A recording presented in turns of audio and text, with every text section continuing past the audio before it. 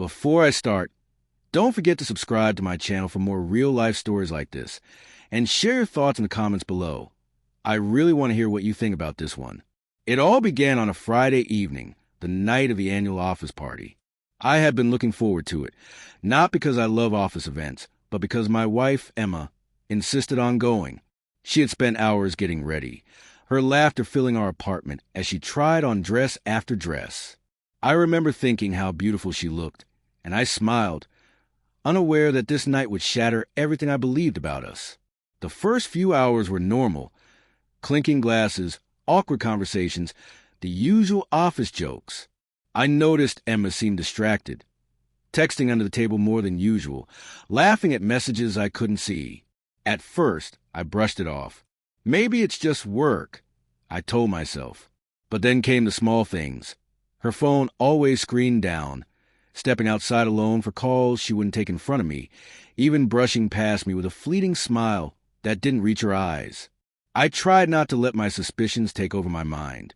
I told myself I was imagining it, but deep down, a cold knot was forming in my stomach, whispering that something was off.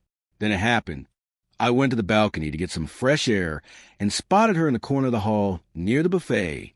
At first, I didn't see anything unusual until I noticed Jake, one of her colleagues, leaning in, and then the unthinkable. Emma leaned forward, her lips brushing against his. A kiss. Quick, almost secretive, but enough to freeze me in place. My heart dropped, my throat tightened, and for a moment I couldn't breathe. I didn't confront her. I didn't yell.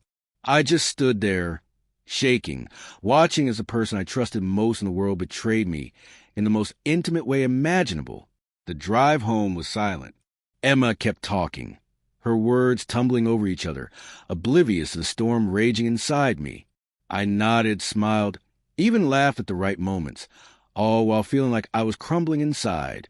By the time we reached our apartment, I was numb. In the following days, the little things started to pile up.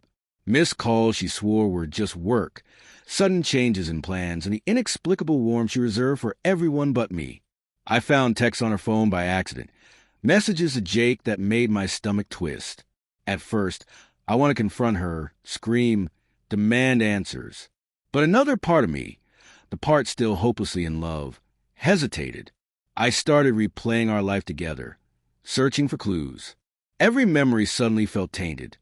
The dinners where she worked late, the weekend trips I thought were for us but were often vague or alone. I questioned myself constantly. Had I missed the signs? Was it my fault? Then one evening, she came home and caught me scrolling through her phone. I don't remember the exact words. Anger, hurt, confusion. They all collided in a single moment. She froze when she saw the messages. I watched her, waiting for excuses, for apologies, for anything that could make this nightmare end.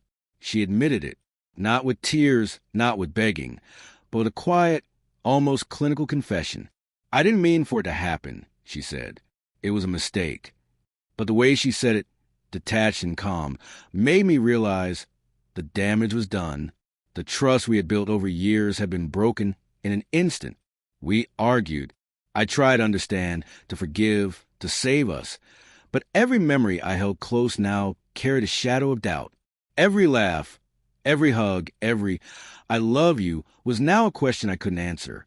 I stayed that night, long after she had gone to bed, staring at our wedding photos. I remembered the vows, the promises, and I realized something painful. Love alone isn't enough when trust is shattered. The next morning, I made my decision. I told her I needed space, that I needed to leave, not out of anger, but out of self-preservation. She asked if I was sure. I nodded, feeling both sorrow and relief. For the first time in weeks, I felt a glimmer of clarity. Walking out the door, I didn't scream or slam anything. I didn't leave a dramatic note. I simply closed the door behind me, carrying the heartbreak silently, but also carrying my dignity. I had loved her deeply, and that love had taught me both the joy and the pain of vulnerability. It's been months since that night. I won't lie. Sometimes I catch myself thinking about her, wondering if things could have been different. But I've also discovered a strength I didn't know I had. Life doesn't stop for betrayal.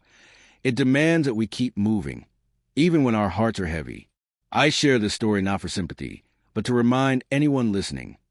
Trust is fragile, love is precious, and sometimes the bravest thing you can do is walk away quietly, holding your self-respect above all else.